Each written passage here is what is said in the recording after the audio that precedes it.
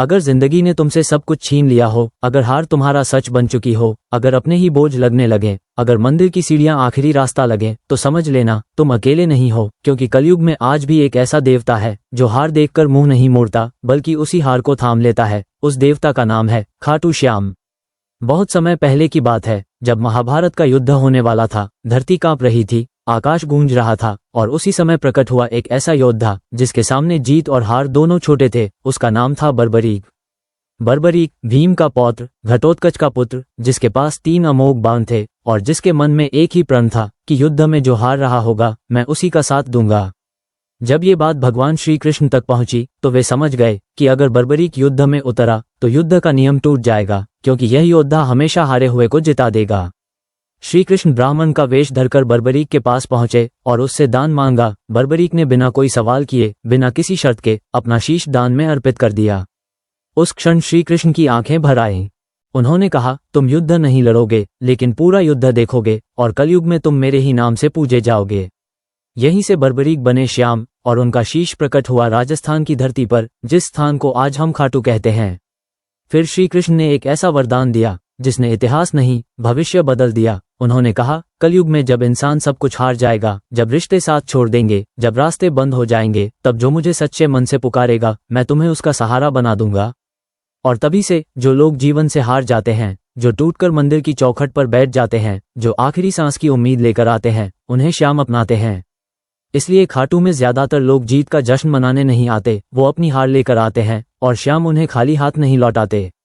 इसी अनुभव, इसी करुणा, इसी विश्वास से बाबा को नाम मिला हारे का सहारा। क्योंकि दुनिया जीतने वालों के साथ चलती है, लेकिन हारने वालों का हाथ आज भी खाटू श्याम थामते हैं।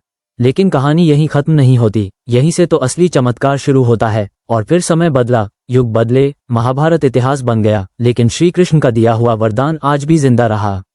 कलयुग आया जहां युद्ध मैदान में नहीं, मन के अंदर लड़े जाते हैं, जहां तलवार नहीं, हालात इंसान को तोड़ते हैं। इसी कलयुग में श्याम प्रकट हुए, बिना मुकुट के, बिना शरीर के, सिर्फ एक शीश के रूप में, लेकिन शक्ति ऐसी कि टूटी हुई जिंदगियां जुड़ने लगीं। कहते हैं, खाटू की धरती पर कदम रखते ही इंसान हल्का होने लगता है, जैसे कोई बोझ उतर रहा हो, जैसे कोई कह रहा हो, अब तू अकेला नहीं है। यहाँ कोई यह नहीं पूछता तू जीता है या हारा है, यहाँ सिर्फ ये देखा जाता है कि तू कितना टूटा है। जो लोग दुनिया से हार चुके होते हैं वो खाटू आते हैं, और जो खाटू आ जाते हैं उन्हें श्याम हारने नहीं देते। कई लोग कहते हैं, हम तो बस दर्शन करने आए थे, कुछ मांगने नहीं, लेकिन बाबा ने वो भी दे दिया जो मांगने की हिम्मत नहीं थी। कभी नौकरी बनकर, कभी बीमारी से राहत बनकर, कभी टूटे रिश्तों में सुकून बनकर, श्याम अलग अलग रूप में सहारा बन जाते हैं। और यही तो श्याम की सबसे बड़ी पहचान है। वो देने से पहले यह नहीं देखते कि भक्त कितना बड़ा है, वो बस ये देखते हैं कि भक्त कितना हारा हुआ है। जब इंसान हार जाता है तो उसका अहंकार टूटता है, और जब अहंकार टूटता है तभी श्याम अंदर प्रवेश करते हैं। इसीलिए कहा जाता है, खाटू श्याम वहां नहीं आते जहां घमंड होता है, वो वहां आते हैं जहां आंसू होते हैं। रात के सन्नाटे में जब मंदिर के दिए जलते हैं, तब कई टूटे दिल बिना शब्दों के, बिना आवाज के, बस श्याम से बात करते हैं। और श्याम हर बात सुनते हैं, हर दर्द समझते हैं, क्योंकि उन्होंने खुद शीश दिया था, इसलिए किसी के दर्द से मुंह नहीं मोड़ते। यही कारण है कि सदियों बाद भी लाखों लोग एक ही नारा लगाते हैं, हारे का सहारा खाटू श्याम हमारा।